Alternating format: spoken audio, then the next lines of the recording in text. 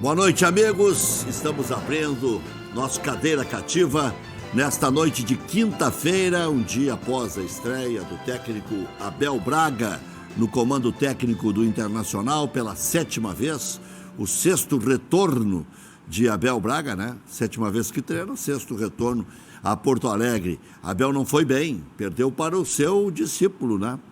Perdeu para o seu auxiliar, que foi o Lisca, exatamente no ano em que o Internacional foi campeão da América e do mundo. Mas eu tenho defendido bastante o Abel e está todo mundo que pensa o contrário, né?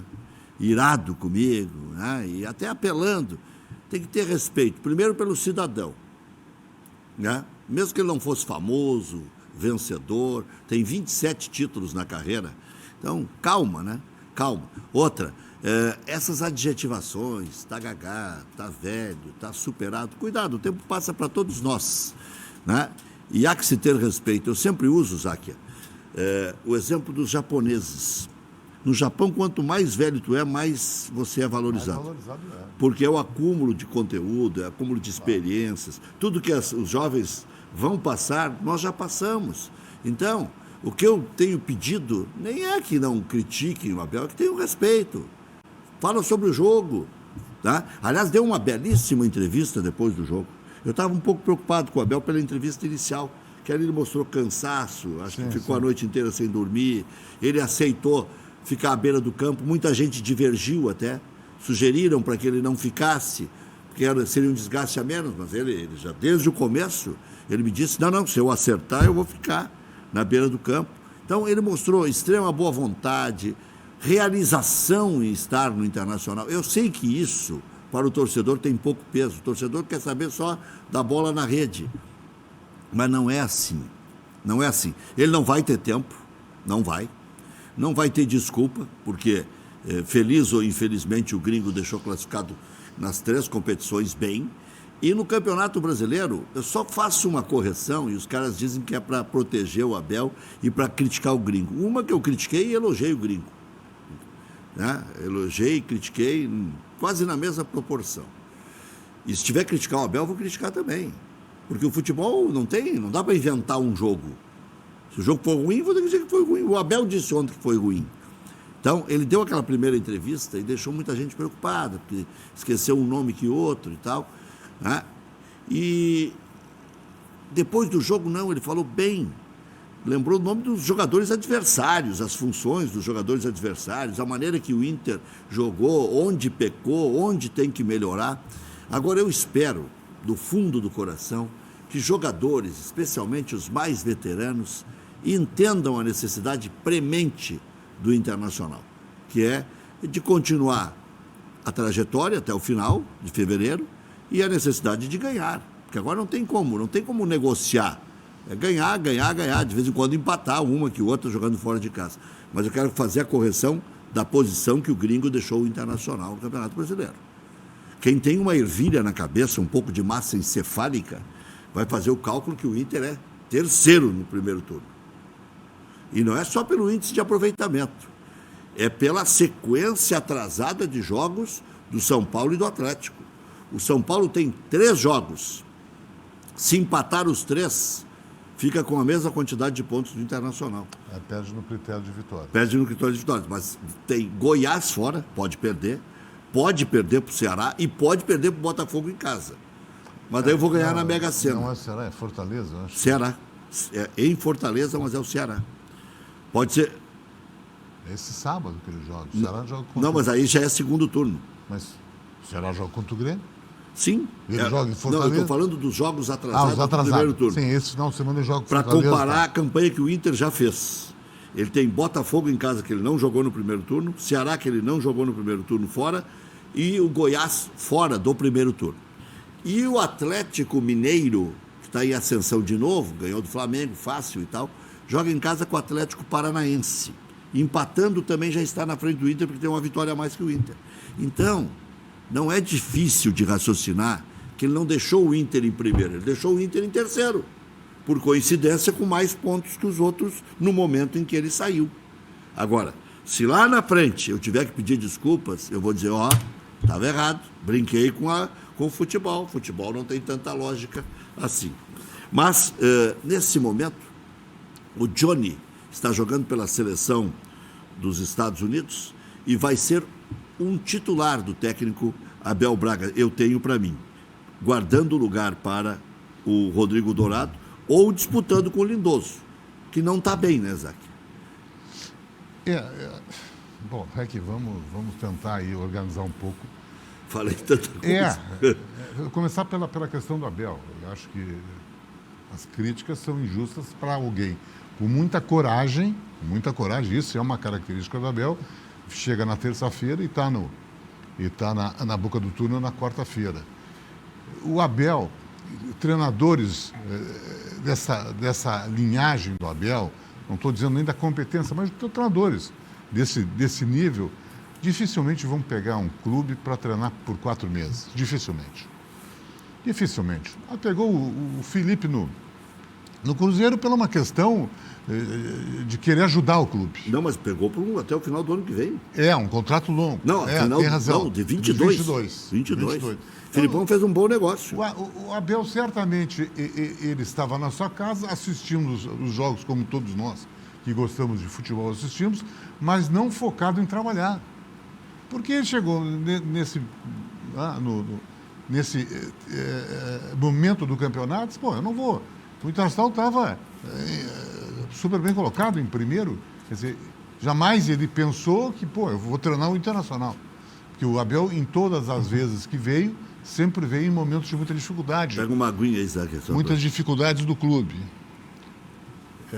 Não nem gelada, mas enfim. Esse calor, mas agora gelada é melhor. Mas tá boa, tá. E ele sempre entrou no Internacional naquele momento de dificuldade. Olha, vamos lá, estamos atrás, estamos saindo de uma crise para não entrar numa crise. Agora não, ao contrário. Está nas 3 competições, em tese, bem encaminhadas as 3, ou bem classificados nas 3. Aí ele chega, quando o sorteio mostrou o América e deu a saída do Cudê e gerou uma crise, eu comentei, é ruim, porque tu vai jogar com um time organizado, muito bem treinado, e o Internacional, acho que eu não sei nem quem é o preparador físico hoje do Inter. Porque é o Cristiano, que era do Abelão. Veio, quer dizer, não trabalhou ainda, era um argentino que saiu. Se tu pegar o jogo de ontem, o Ademir, aquele jogador do América, um jogador muito rápido, não tinha 10 minutos do primeiro tempo, ele saiu numa correria com o Edenilson, que é o jogador mais rápido do Internacional, e ele tirou 2 metros de vantagem. O Internacional fisicamente está com problema. Há excessos de jogos, evidentemente, mas o Internacional fisicamente está com problemas. O América também joga 2 competições. O América joga a Série B e o América vem jogando ao longo da Copa do Brasil. O Internacional jogava ao longo da Libertadores, agora deu um interregno na Libertadores e começa a Copa do Brasil. Então, estão mais ou menos no mesmo nível de jogos. E tu jogar uma segunda divisão é muito mais desgastante, às vezes, que jogar uma primeira. O Inter tem mais a Libertadores, né? Não, mas tem mais a Libertadores, mas não jogou 2 jogos. 2 jogos. E o América jogou 6 etapas da Copa do Brasil. Né? E veja bem, primeira divisão internacional freta avião. Eu acho que o América não freta. Eu acho que o América é avião de linha, não tem as mesmas condições que o Internacional tem. E a questão física, ela é absolutamente, hoje, determinante. Quer dizer, se o Internacional vem com todo esse desgaste, se o Internacional está vindo com toda essa dificuldade, pega um time bem armado, bem treinado, e o que fez o América?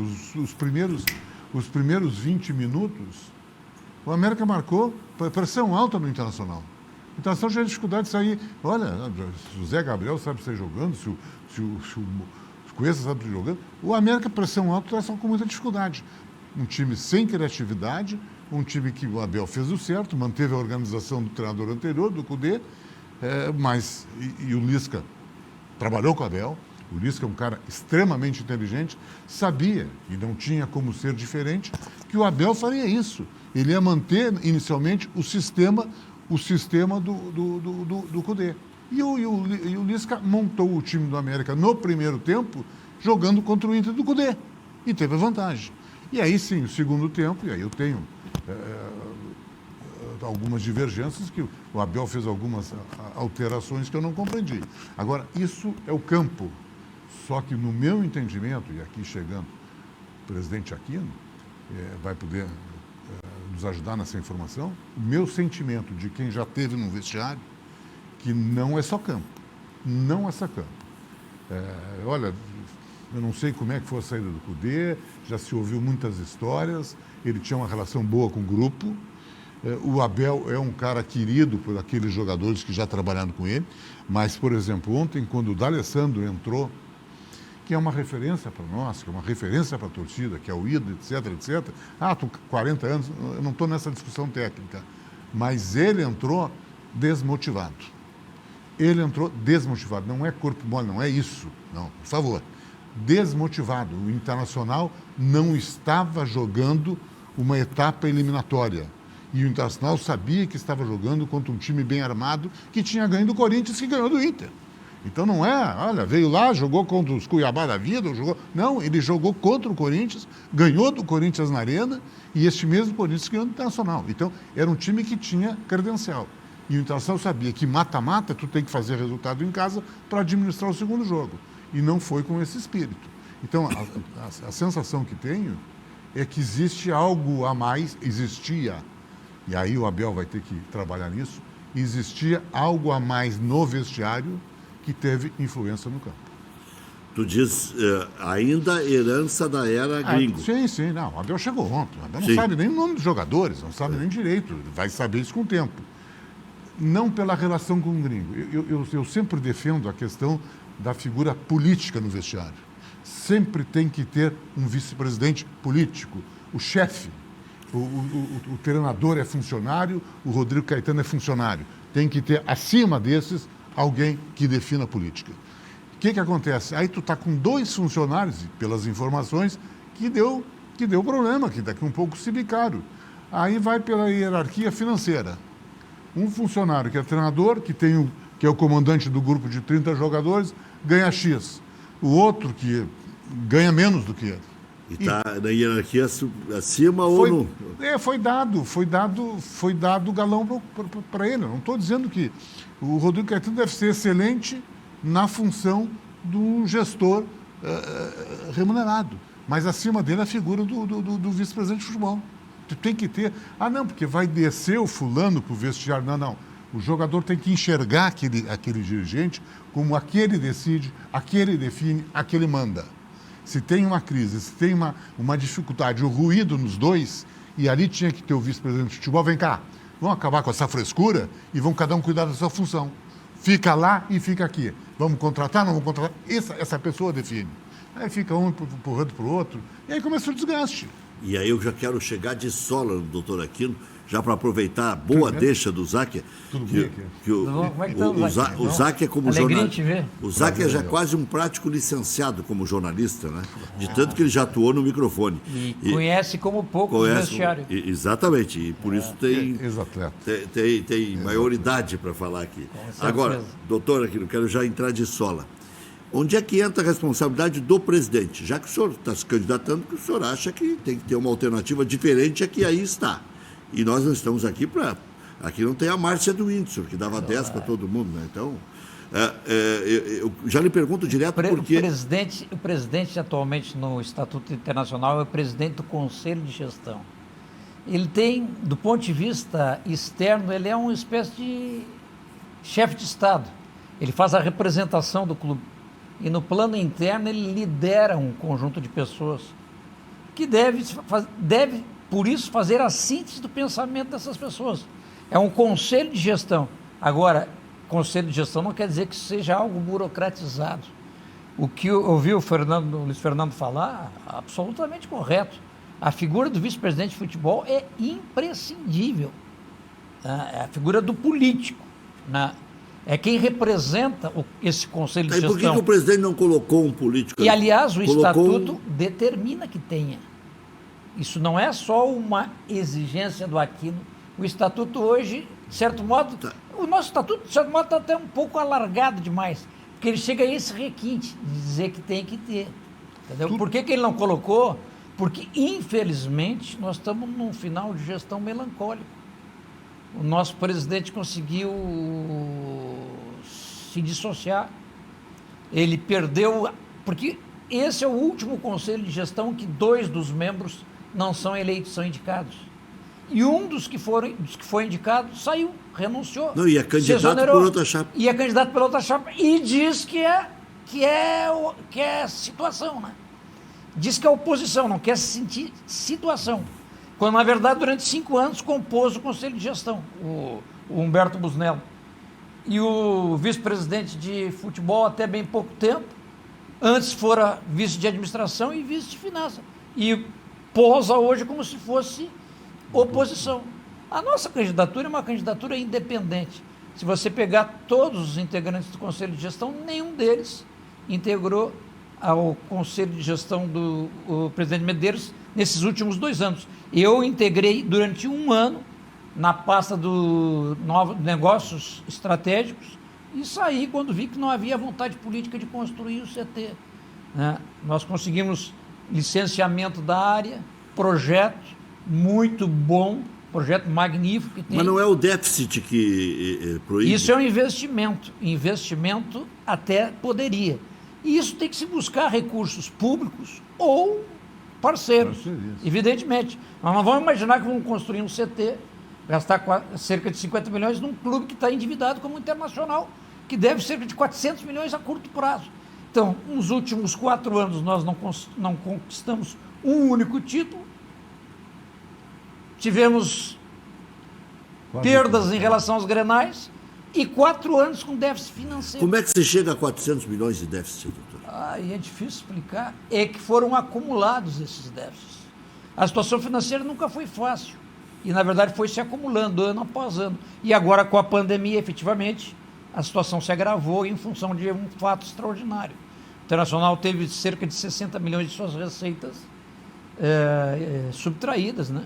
Em função da não ocorrência dos jogos, certo, de receitas que foram perdidas, evidentemente. Aí tem que ter compreensão, mas é que a situação já era ruim, né? E agora com a pandemia ficou grave. Sorte que o próximo presidente internacional tem que ser um sujeito muito peitudo, talvez careca. A senhora diz que a sua campanha, a musiquinha de campanha, vai ser aquela dos carecas que elas gostam. Não, eu brinquei, né, Rec? Eu quero dizer que... Mas acho que tem outro careca, não tem outro? Tem mais careca, assim não podemos ficar mal nessa parada, né? Mas, na verdade, o que eu quero dizer é que não vai ser muito fácil mesmo, né? Porque nós temos que modernizar o clube. Na verdade, como é que nós vamos chegar a isso? Nós vamos ter que fazer um trabalho que não vai ser um trabalho só de 1 ano, né? Agora a gestão será de 3 anos. Talvez no primeiro ano seja um ano de recuperação do clube e depois nos anos seguintes a gente vai poder conseguir avançar mais. Mas evidentemente que isso não é ferrolho ou desculpa. Nós temos que ter um time competitivo. E a boa gestão é aquela que consegue ter responsabilidade e ao mesmo tempo manter a competitividade, né? Como é que se faz isso? Com muito trabalho, né? Nós vamos ter que profissionalizar algumas áreas do clube. Nós vamos ter que ter um executivo de ponta no mercado. O Internacional é um clube hoje que tem um orçamento de 400 milhões, Rec. Precisa ter um CEO. Não é o Aquino, por mais que eu... O senhor acha que é amador o processo? Eu acho que ainda é muito amador. Profissionalizar não é simplesmente contratar um profissional. Profissionalizar é ter uma visão de gestão profissional. O futebol hoje é altamente competitivo. Imagina o prejuízo que o Internacional tem em competir quando ele tem esse déficit. Né? Porque hoje existem regramentos que devem ser cumpridos. O Internacional está sujeito à lei do Profut. É a lei de responsabilidade fiscal do esporte. O Internacional hoje está violando a legislação porque, infelizmente, o déficit se acumulou. É evidente que nesse ano, agora de 2000 uma compreensão maior. Haverá uma compreensão, certamente. Acho que, inclusive, algum ato governamental para que auxilie os clubes, que são muitos clubes que estão em situação financeira difícil. Agora, nossa situação é especialmente difícil, né? A gente tem que ter noção disso. Ontem ainda trocava ideia com o presidente do Grêmio, o presidente Romildo, e ele disse, espera para ver. Não, eu conheço a realidade dos outros clubes. E eu até me surpreendi com os números do Grêmio, achei ruins. O Grêmio comemorou um superávit de 25 milhões, mas o Grêmio vendeu o melhor jogador do time e recebeu o dinheiro da televisão. Então eu achei pouco o superávit, porque o Grêmio já vinha superavitário. Se tivesse com déficit e tal, né, o Grêmio sempre pregava que estava superavitário. Agora, fala em superávit de 25 milhões no trimestre. É que o Grêmio tem feito venda de atletas, né, negociações. Porque, na verdade, os clubes ainda vivem muito de receitas extraordinárias. Essas receitas nem sempre se realizam.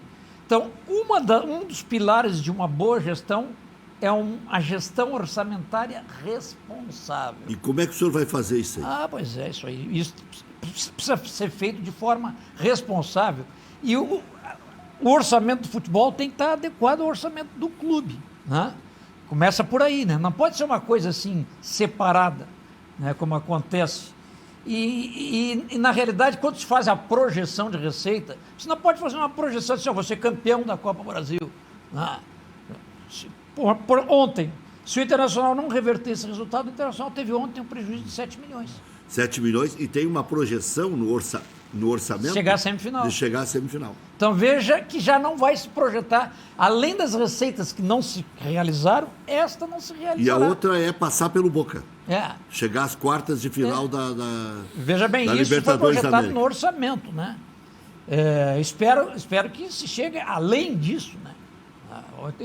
O Internacional tem todas as condições de reverter contra o América, lá em Minas. Tem mais time e tem mais elenco. Agora, é claro, ontem o jogo não mostrou isso realmente. O América se mostrou um time muito organizado. E o Internacional não conseguiu superar as dificuldades. Mas sabe, Luiz Fernando, que eu gostei muito da entrevista do Abel no final do jogo. Todo mundo está dizendo isso. Eu achei que ele fez... Porque ele me passou a impressão que fez a leitura do jogo. Porque nós todos... E vê que todo mundo ficou esperando a entrevista. E sabe que horas foi a entrevista, né? Quase 1h. Começou 00:30. E eu tinha que acordar às 5h. Esse filho da mãe não vai falar, pô. Logo ele? Aí eu disse, eu sou obrigado a saber o que ele falou para interpretar amanhã de manhã. Que não era mais amanhã de manhã, era hoje de manhã. Né? Porque, na verdade, o Kudê... Eu gostava muito do Kudê, especialmente porque ele tinha um modelo de jogo, né? Modelo de jogo que nos agrada, que é um modelo agressivo, marcação alta. A torcida do Internacional, os grandes times do Internacional, todos eles foram times propositivos, né? O Odair chegou a fazer campanha boa com o Internacional, mas a torcida nunca conseguiu admirar o futebol que ele... O DNA que esse, exatamente. O Inter teve um time que, se pegar a nominata, parece retrancado, mas era extremamente hábil. O time do Tite... Mas 2008, era um baita time de futebol, jogava para frente. Mas tinha 4 zagueiros, 3 volantes, 2 sabiam jogar. Mas jogava com a bola, né? Sim, mas Magrão e Guiazul sabiam jogar. E aí, olha os outros 3. E os meias. Alex D'Alessandro. E Nilmar. E Nilmar na frente. Melhor momento do Alex, talvez o melhor momento do Alessandro. E o Nilmar voando. Aquele gol que fizeram contra o Boca na Bombonera é um gol de cinema. Pelo lado esquerdo. Jogada maravilhosa. Né? Jogadores que sabem jogar, né? E tomava pouco gol. Esse é o DNA do Internacional. Então a torcida do Internacional não aceita. Então isso nos deixou satisfeitos. Acontece que mesmo a gente mesmo vendo o Kudê, também se pode dizer que o time do Kudê só tinha uma forma de jogar, né? E a forma de jogar dele era sempre apertando o adversário, roubando a bola próximo da área adversária. E com isso também a jogada de bola parada, soube aproveitar muito bem o Galhardo, o potencial do Galhardo, ele aproveitou muito bem. E eu acho que eu gostei da leitura do Abel, porque faz tempo que eu digo assim, falta para o Internacional alguém que tente uma jogada individual. Quando o adversário, aquele jogo contra o Goiás lá, nós jogamos 90 minutos contra 10, o que se viu em dado momento é que o Internacional não conseguia fazer uma jogada. O único que tenta é o Patrick. O Patrick com aquela jogada pelo flanco ali. Mais ou menos vai para cima. Então, ele fez essa leitura. E aí perguntaram para ele, mas então o Internacional tem um elenco curto? Ele disse, não quer dizer que não tem os jogadores, mas os jogadores podem estar inibidos. Então, eu gostei da entrevista. Quer dizer, e sabe que eu espero que isso apareça no campo. O senhor deve ter tido a mesma impressão que eu estava comentando com o Zacher no começo do programa. A entrevista do dia anterior, ele estava cansado, ele estava ainda se rearticulando das coisas, né? Como disse o Zacher, ele não sabia se ia treinar ou não. Né? Ele me disse, ele chegou no apartamento 1h pouco da manhã. Ele foi falar com a mulher dele do Rio de Janeiro, que ele não tinha conversado, porque ele começou a querer se inteirar do clube em 12 horas. O Abel é da casa, né? Para nós, a gente torce não só pelo Internacional, como para ele. Mesmo quando ele não estava aqui, a gente torcia que o Abel tivesse sucesso. E agora, estando aqui, então... É um cara muito emotivo e tal. E aí tem 2 poréns, né? Em relação ao trabalho do Abel. Alguns vão relacionar com o trabalho antigo. Outros vão relacionar com o trabalho recente. E o pior é a comparação com o gringo, que tem uma estatística que é invejável e detestável ao mesmo tempo. Tem o negócio de não ganhar Grenal, de não chegar em nenhum turno do Gauchão. Né? E outra, eu estava fazendo com o Zac aqui, a correção, ele deixou o Inter em terceiro no Campeonato Brasileiro. O líder é o São Paulo, o segundo é o Atlético. A liderança é por pontos ganhos, Não. Isso eu aprendi na minha vida. Eu vou dizer uma coisa segura que os caras vão ganhar. Enquanto não jogou, não ganhou. Não, peraí. Se o senhor me disser, jogar comigo, $1 milhão que o São Paulo não vai ser primeiro e o Atlético vai ser segundo, eu jogo $1 milhão por R$10 mil. Poderá até ser isso, Casa. Joga. 10 mil tem. Tá com muito. Tá com muito. 10 mil dá um jeito vendo um carro. Rec, eu vou te citar um exemplo. Eu era menino. O senhor ainda é um jovem. Eu era um menino. O senhor é jovem há mais tempo. O Internacional, naquela época, lutava para recuperar a hegemonia do futebol gaúcho e estava construindo o Beira-Rio. Meu pai me ensinando a ser colorado e nós íamos a todos os jogos. Quem é mais colorado? O senhor é mais colorado que o velho ou era o velho? Poxa, é difícil lá, não sei qual... Me disseram que ele era mais louco que o senhor. Eu, meu irmão ou meu filho. Me disseram que ele era... Quem conhece os 4 não sabe. Me disseram que ele era mais louco do que o senhor. Disse, não, é impossível. É impossível.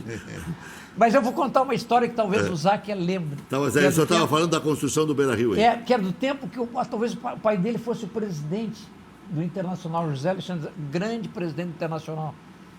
Aliás, eu até hoje tenho na memória a entrevista que o Pedro Paulo Zacher dá depois do Grenal de 5-2 no Estádio Olímpico, que eu estava lá no Estádio Olímpico, e ele disse assim, hoje eu vinguei meu pai, aquele Grenal de 1968, que o Oswaldo Rolo era o nosso treinador, Schneider o goleiro e tal. Mas o que eu vou citar é um episódio... O 5-2 de 97. Eu vou citar um episódio... Ele disse para mim isso aí. Um episódio de 1967, eu era menino. Por que pontos corridos? Internacional tinha um ataque Iê, lembra? Carlos Castro. Carlos Braulio, Claudio Miro e Dorinho. Era um ataque maravilhoso. Era Braulio, Sérgio, Claudio Miro e Dorinho. O Braulio jogava pelo lado porque o nosso treinador deu um jeito de juntar os dois. É que eu sou um pouco mais velho que tu. O Iê é 66. Talvez 66. Não era 67? Não, o Iê, que era a gurizada que subiu, nós entramos até em... Rejuvenilização. O presidente... Foi 65. A rejuvenilização, nós ficamos no 4º lugar. O Braga Gastal era presidente. Manuel Braga Gastal. Vê como nós conhecemos a história do Internacional. Vê que eu sou velho, que eu trabalhei com o Manuel Braga Gastal. E como nós conhecemos a história do Internacional. Eu fui na casa do Manuel Braga Gastal entrevistar, porque no meu trabalho de conclusão, eram os radialistas antigos, e eu fui na casa dele entrevistar, Manuel Braga Gastal. E ele trabalhava no Correio do Povo, ele tinha uma coluna que ele assinava com outro nome. Mas o que eu ia te contar era o seguinte, o Internacional estava 4 ou 5 pontos atrás do Grêmio e se contava por pontos perdidos no campeonato. E valendo 2 pontos. E aí empatamos nos pontos perdidos. O Internacional lotava o estádio em todos os jogos. Era um jogo durante a tarde, nos Eucaliptos. Aquele menino Deus lotado, nós de carro indo para o jogo. O Internacional foi jogar com Floriano de Novo Hamburgo. E com garrafão. Com garrafão. Floriano de Novo Hamburgo, que era o último colocado. E todo mundo diz que o Internacional está na liderança junto com o Grêmio. Os dois estão taco a taco, pontos perdidos.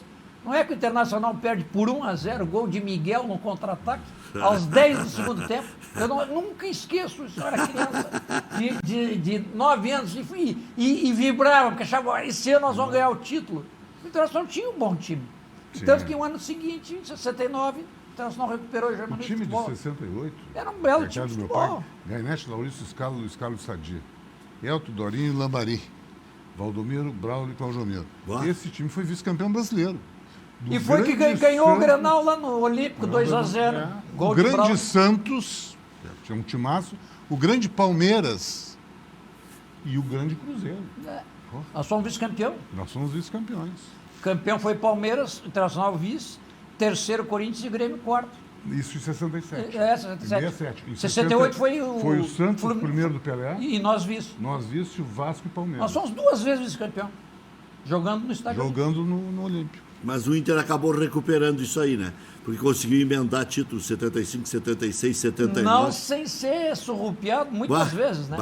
74. Me lembro aquele 73 com o Ademir da Guia fez 2 metros impedido no gol. O Arnaldo E não teve em 78 também um que o Bill sabe fez...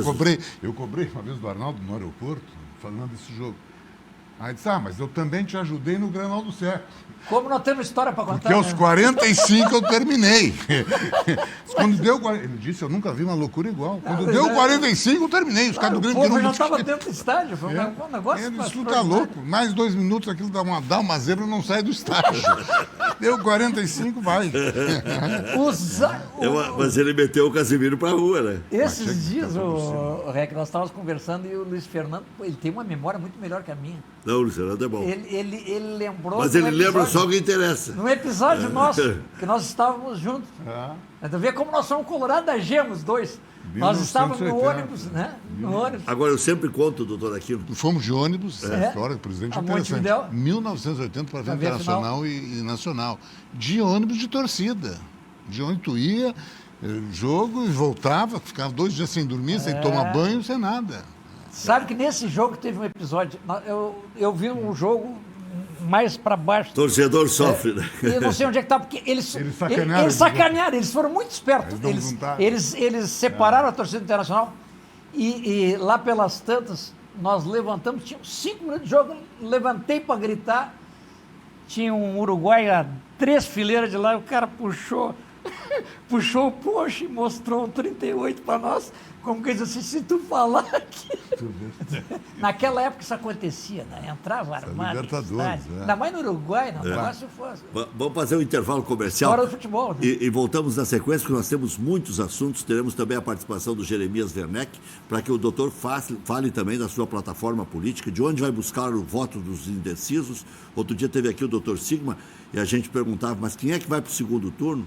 Como é que vai se buscar o voto dos indecisos? Vou fazer a mesma pergunta aqui para o doutor Aquino, o voto dos conselheiros natos também, né? Que são mais da antiga, alguns, né? Quase todos da antiga. Já voltamos. Muito bem, daqui a pouco nós vamos mostrar um pouco de tudo aqui no estúdio, né?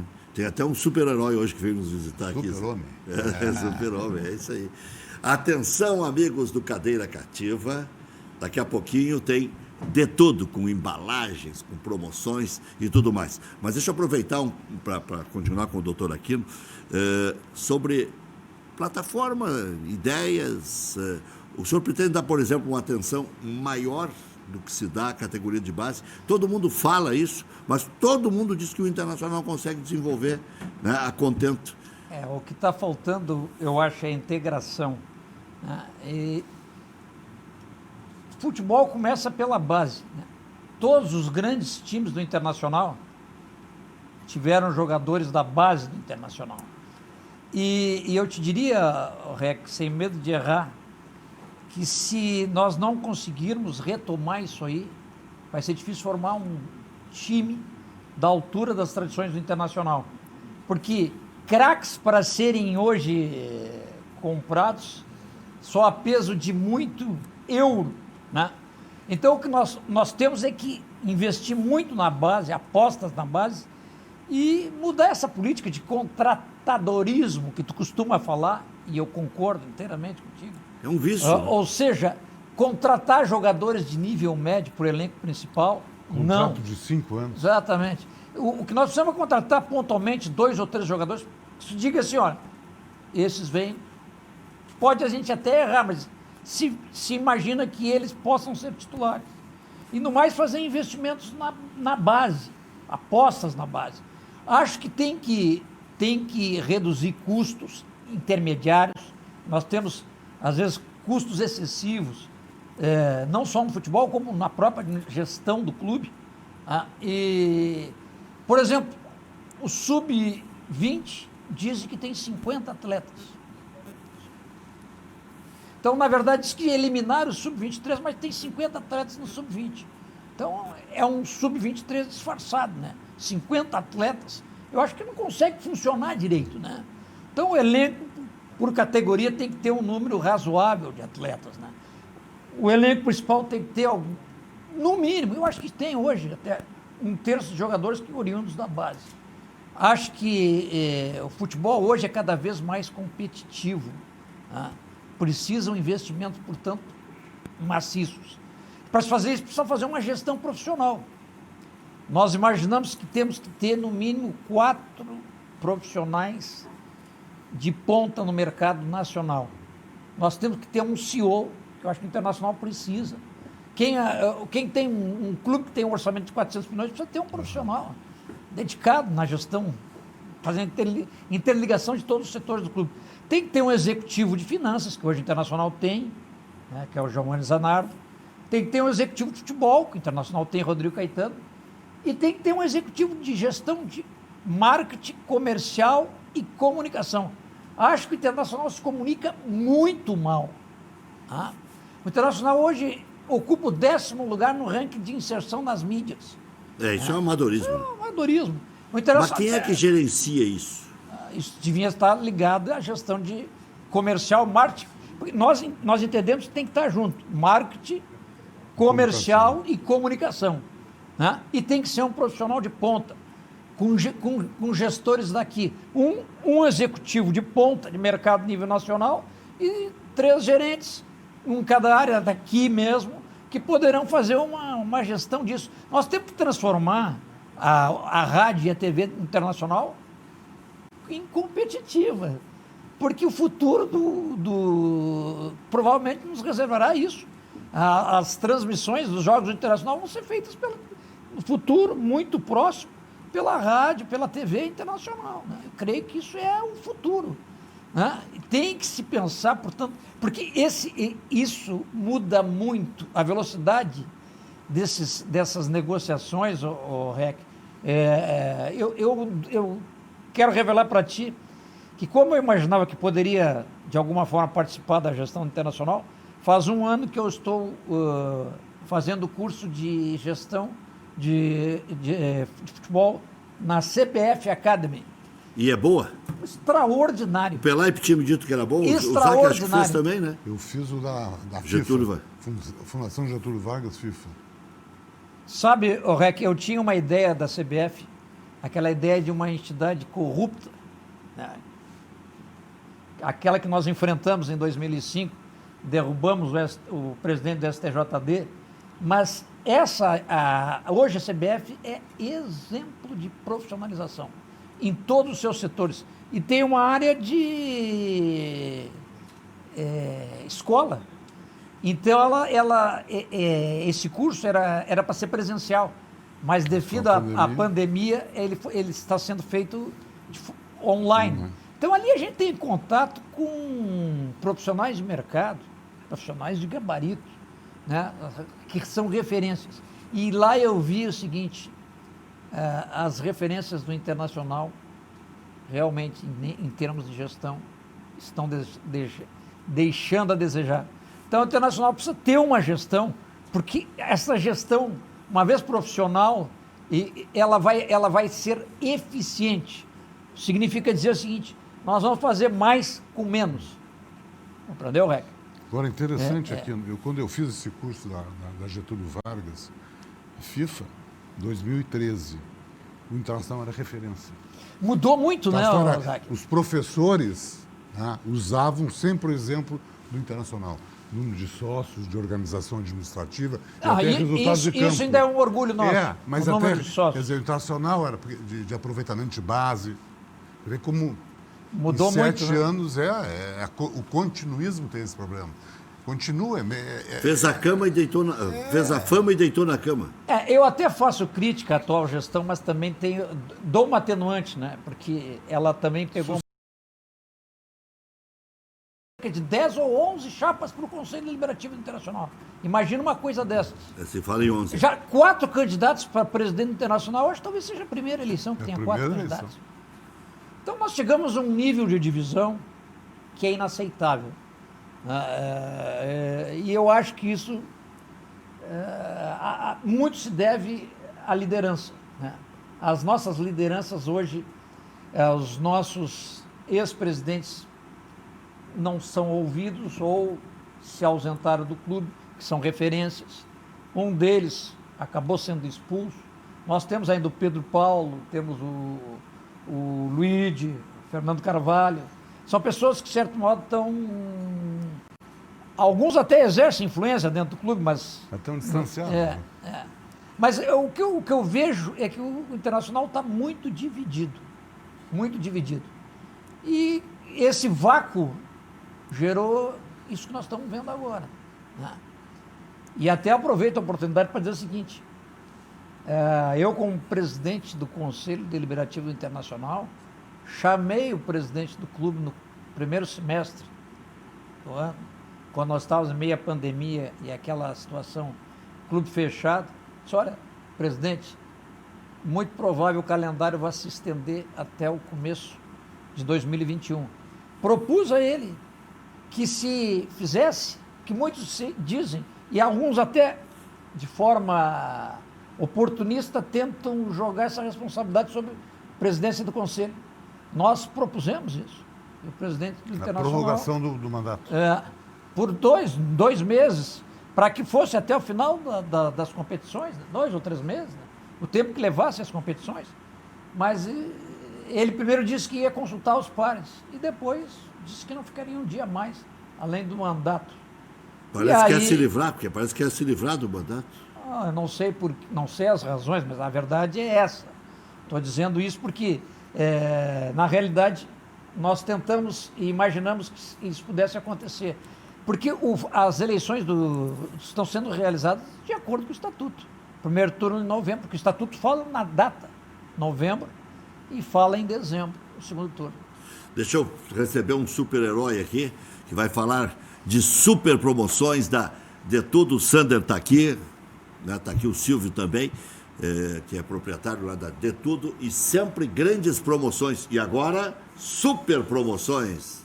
Olha como ele chega aí. É isso aí, estamos de volta, nosso super-herói já foi, né? De Tudo lá na Avenida do Forte 1155, na zona norte de Porto Alegre. Está dizendo para o Zac, o bom lá é que é tudo aberto, tudo esparramado, o cara já chega, escolhe, passa no caixa, não tem frescura e tem tudo mesmo. Para festa, então, é um negócio impressionante. Onde é que é? Na Avenida do Forte. Na zona norte, eu me criei ali. 1155. Doutor Aquino, o que o Inter tem que atacar primeiro? É conversar com os bancos, é conversar com todos os credores, vai ter o dia da fila lá, todo mundo vai chegar e... Nós temos que tratar de potencializar as nossas receitas, que se vai fazer com muito trabalho nessas áreas, e reduzir nosso custo. Né? Agora temos que ver temos que ter um diagnóstico. Quando chegarmos lá, qual é a situação que o clube se encontra. A referência é que existiria cerca de 400 milhões de dívida a curto prazo. Vamos usar que ele disse uma coisa certa aqui outro dia. O curto pode virar médio, o médio pode virar longo. Tem que negociar. Tem que negociar, tem que ter habilidade, tem que ter credibilidade. Por isso tem que ter um bom executivo de finanças, né? Tem que ser alguém do ramo. Tem que ser alguém, um executivo de finanças. Um expert. Porque nós vamos ter que ver qual é a atitude de tomar, né? Um dos maiores jornalistas do Rio Grande do Sul, Jeremias Werneck, do UOL, do SBT, e está na linha conosco, e eu quero que ele faça a próxima pergunta. Eu imagino que ele estivesse acompanhando o programa aí, para que a gente possa colocar já na parada aí o Jeremias Werneck. Posso acionar o Jeremias já? Ah, tá. Agora estou com o retorno aqui. E aí, Jeremias? Tudo bom, Rec? Tudo tranquilo. Saiu o super-homem e ficou super generoso aí. Com as palavras que destinou a mim. Muito obrigado. Não. Obrigado. Esse aí, que eu tenho uma música para ele, sabia? É? Quando a gente trabalhava junto lá na Grenal, eu cantava para ele: te carreguei no colo, menino. Durma com um barulho desse. Quero dar boa noite também. Marjana tá aí? Quem? A Marjana. Marjana tá aí? Não, só se fosse convidada, por quê? É outra empresa. Tu Sei, misturou o os Bruno Soares prefixos. então me derrubou aqui, tanto que a Marjana estava aí, mas de toda forma, eu quero dar boa noite a todos os presentes aí, ao Záquia, ao Dr. Aquino, a ti também, Rec, eu estava num outro compromisso, eu agradeço pelo convite e por aceitarem que eu entrasse aqui no meio do jogo. E como eu estou entrando no meio do jogo, Dr. Aquino, quem entra no meio do jogo tem que fazer alguma coisa diferente, né? Eu quero lhe perguntar sobre a disputa eleitoral do Inter. Fabrício Falkowski, que é um repórter que acompanha o Inter há mais de 2 décadas, ele colocou no Twitter dele hoje, e é um cara que conhece muito os meandros do Inter, né? Ele colocou no Twitter dele hoje, doutor, que essa disputa eleitoral do Inter é a mais imprevisível, a mais acirrada e a mais suja. Como é que o senhor está vendo essa disputa presidencial no Inter? Boa noite. Boa noite. O problema da política é das pessoas que fazem política, né? Eu, na minha vida, na minha história política, nunca tive sujeira. Então, isso não é endereçado a mim. O que existe é uma disputa por votos, né? O que o senhor está dizendo, deixa eu só me meter aqui, mas depois eu prometo deixar o senhor terminar a resposta, que foi muito boa a pergunta do Jeremias, baseado no que disse o Fabrício Falkowski, que deve ter alguma outra informação, né? O que permite associar com alguma coisa que possa estar acontecendo que a gente não saiba. Né? O que ocorre é que existem 4 candidatos, só 2 vão para o segundo turno, e a primeira disputa é no âmbito do Conselho Deliberativo. A minha candidatura é uma candidatura independente. Eu estava desvinculado de grupos políticos, já fazia alguns anos. O último grupo político que eu pertenci foi o MIG. Eu antes fui do Ação Independente Colorada e fui do Interação. Eu tenho um histórico, tenho 30 anos de conselho.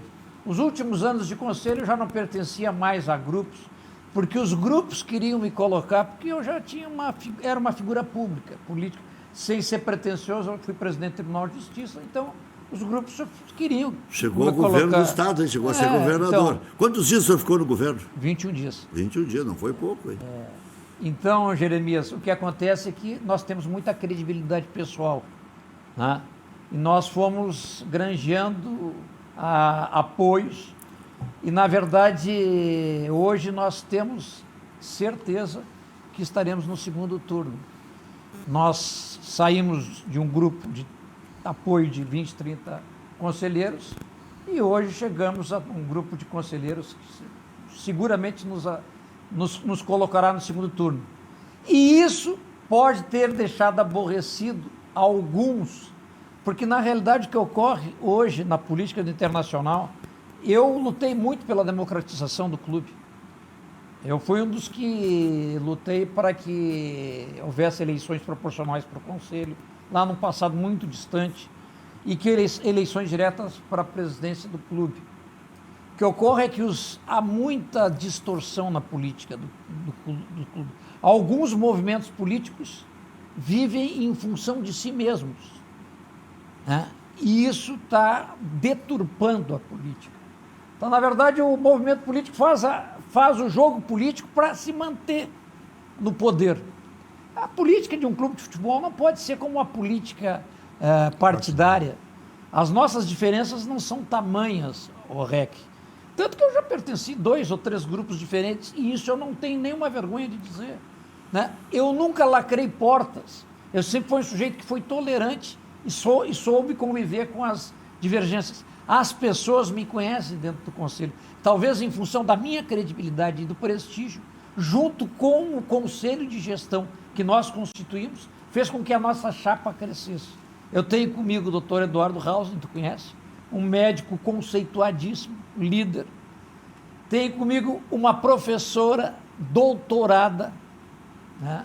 Professora Luciana Paulo Gomes, e tenho comigo um procurador de justiça responsável pela sindicância do caso pífero, Dr. Ubaldo Alexandre Lix Flores, e tenho uma figura brilhante da nossa política, filho de um colorado ilustre, Léo Centeno Moura Júnior. Portanto, é uma chapa muito homogênea, plural, tem engenheiro, médico, promotor de justiça, um advogado, um magistrado aposentado. Cada um de nós tem profissão definida e história dentro do clube, o que é importante. Certa feita eu disse para um presidente internacional, hoje você pode errar na escolha. Você só pode, a única coisa que você pode ter, primeira resposta que você tem que ter para escolher o presidente do Internacional é conhecer quem ele é, a vida dele. Então, não se pode mais cair em aventura. Então, a primeira resposta que você tem que fazer é quem é esse sujeito que postula representar essa nação. Trabalha onde? Onde ele vive, o que ele fez, qual é a vida dele, particular dele, pública e dentro do Internacional. Eu quero dizer que eu tenho 30 anos de Conselho Deliberativo Internacional. Fiz já muito pelo Internacional. Entre tantas coisas, fui da comissão de obra que fez a reforma do estádio Beira-Rio. Gentilmente convidado pelo presidente Luiz, que nem está me apoiando, porque ele apoia a chapa do MIG, mas eu tenho certeza que ele sabe. Se perguntares a ele, ele vai te dizer que na época nós ajudamos muito nisso. Então temos história dentro do clube, muita história dentro do clube. E eu, durante 37 anos da minha carreira como juiz, não aceitei cargos executivos dentro do Internacional, porque eu respeito muito a lei. E, aliás, isso é uma outra regra. Compliance, o Internacional tem que ter compliance. Compliance é conformidade com o direito. Uma das razões por que essa conturbação política existe dentro do Internacional é porque durante muito tempo se discutiu sobre a possibilidade de um vice-presidente ser ou não candidato a presidente, quando ele sabia que a candidatura dele colocava o clube em insegurança jurídica. Não era uma questão de legalidade, era uma questão de segurança jurídica. Isso se arrastou por tempo e causou esse embaraço todo que nós estamos vendo. Então, a primeira resposta que o Colorado deve fazer é quem é o presidente que ele está elegendo. Pois alguns são mais vinculados... Quem é o conselho, né? Porque hoje é um conselho. É um conselho. Alguns são mais vinculados ao MIG, até porque houve uma dissidência, e outros menos vinculados ao MIG. O senhor acha que isso aí tem alguma influência? E quanto pesa... Nem o Colorado é leproso, Rec. Alguns tentam me colocar o rótulo de MIG, porque o MIG hoje, ninguém quer saber do MIG.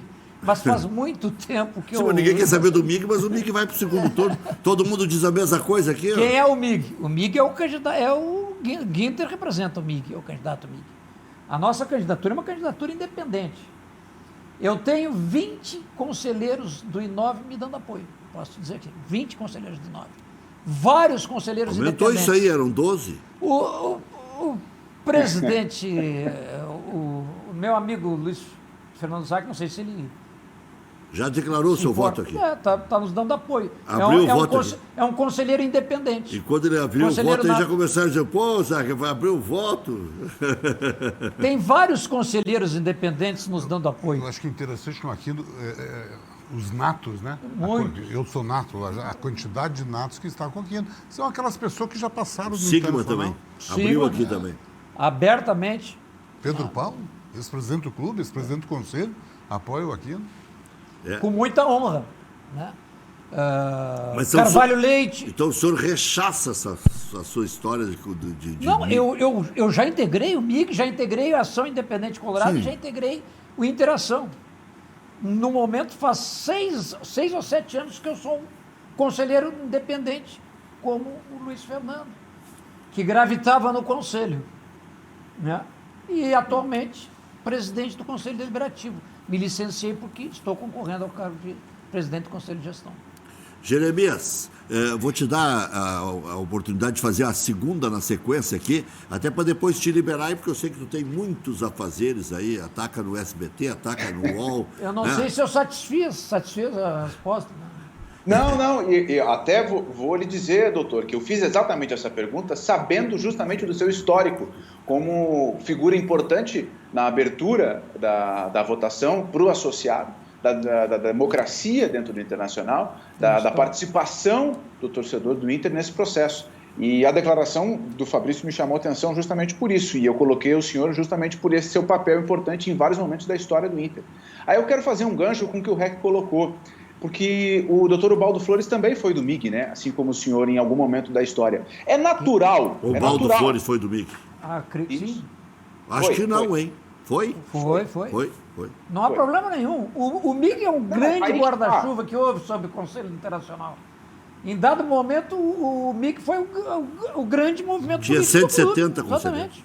Sim, aí que está, né? É natural que o clube ou qualquer outra comunidade ou sociedade recorra aos seus melhores momentos ou aquelas figuras que tiveram êxito, né? E o MIG representou... É da dialética política que, quando ocorre hegemonia política, justamente o racha vem da divisão. Isso é da dialética política. Quando um grupo se transforma em hegemônico, o racha político vem desse próprio grupo. Isso é normal. Vários outros grupos se formam a partir desse racha. Isso é da dialética política natural. Bom, perfeito. Agora, a gente assiste na própria política partidária o lado bom e o lado ruim do pluripartidarismo, né? O que é isso? Vários movimentos, vários partidos que se unem para ter uma chapa de coalizão e para conseguir tocar em frente o seu projeto. Os clubes brasileiros passaram por um processo de democratização com a participação do sócio e com essa divisão de vários movimentos dentro dos seus representantes, dos conselheiros. Até que ponto o pluripartidarismo não vai também virar o fio no futebol brasileiro, doutor Aquino? Eu acho que nós precisamos mudar, nós temos uma reforma política internacional. Eu não tenho dúvida que não comporta essa quantidade esse modelo de chapas. Atual. Isso aí é um absurdo. O internacional está dividido em 11 tribos.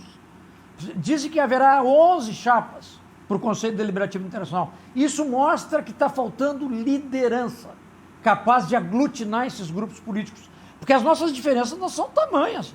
Nós temos muito mais proximidades.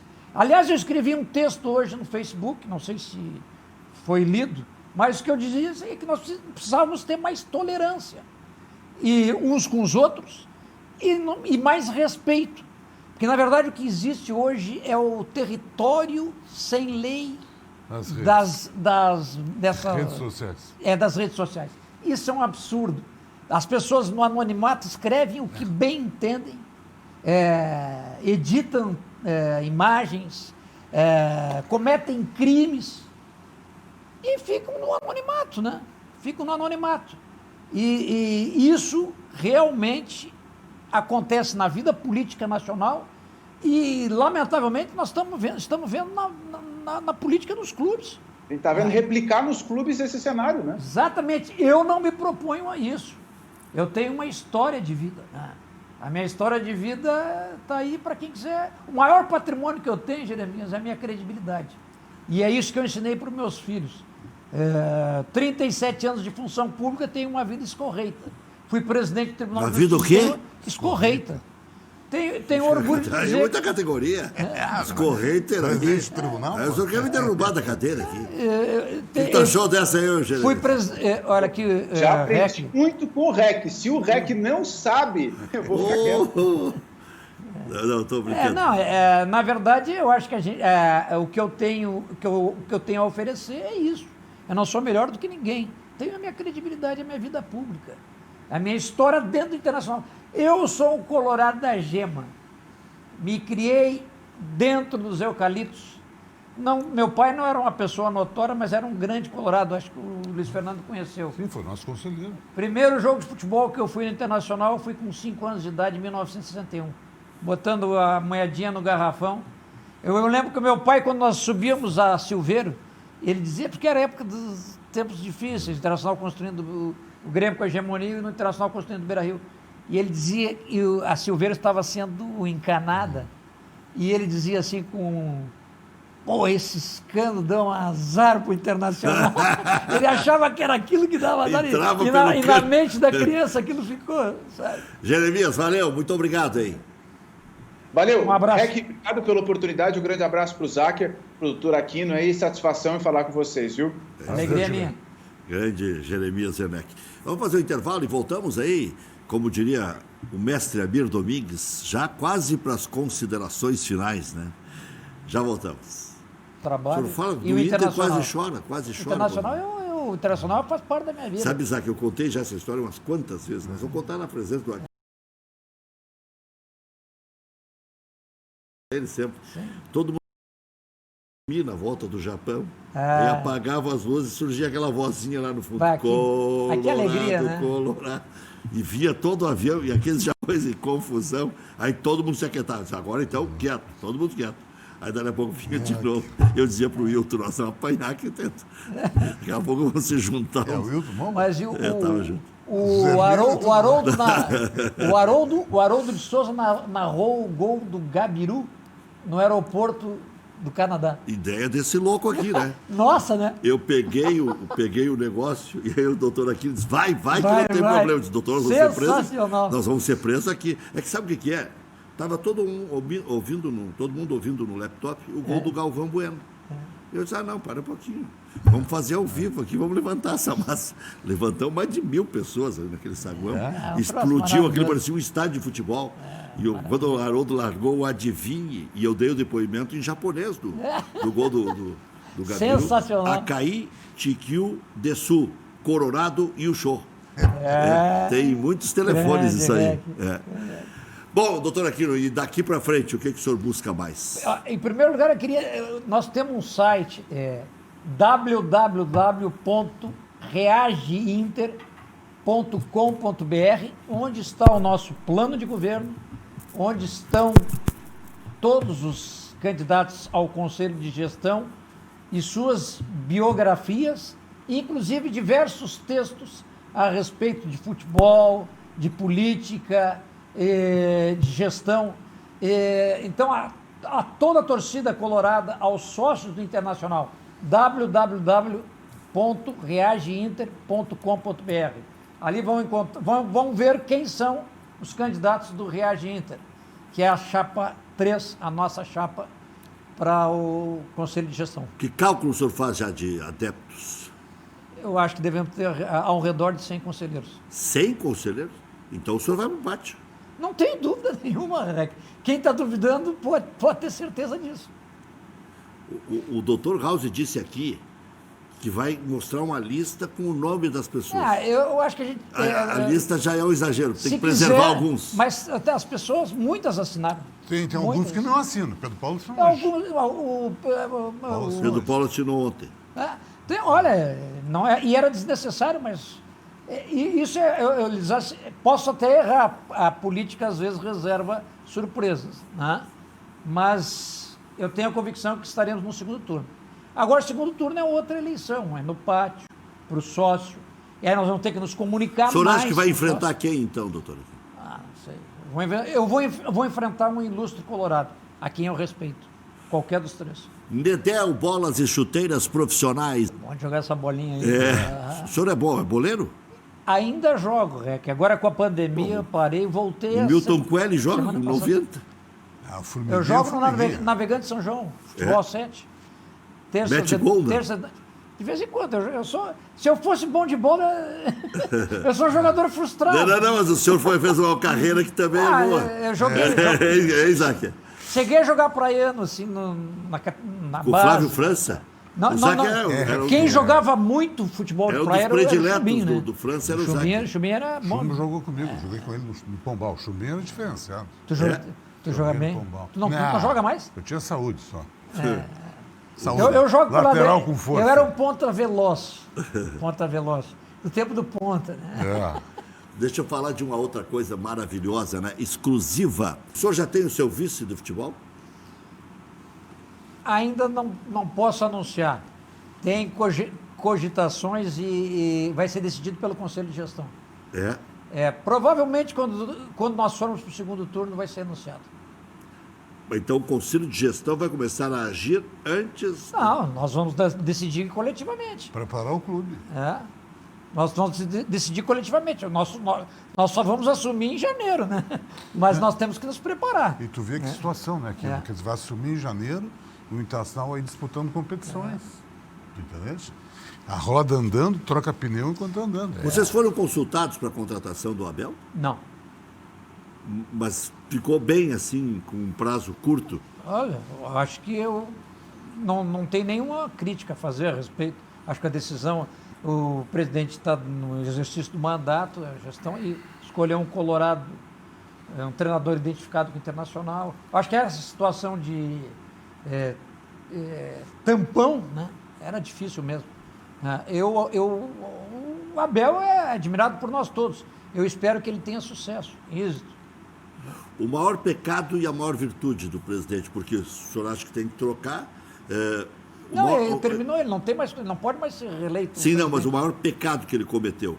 Ficou 4 anos e não aproveitou a chance. Por quê? Ou aproveitou a chance? Não, eu acho que ele realizou algumas coisas boas, né? Mas eu acho que ele faltou uma melhor condução política.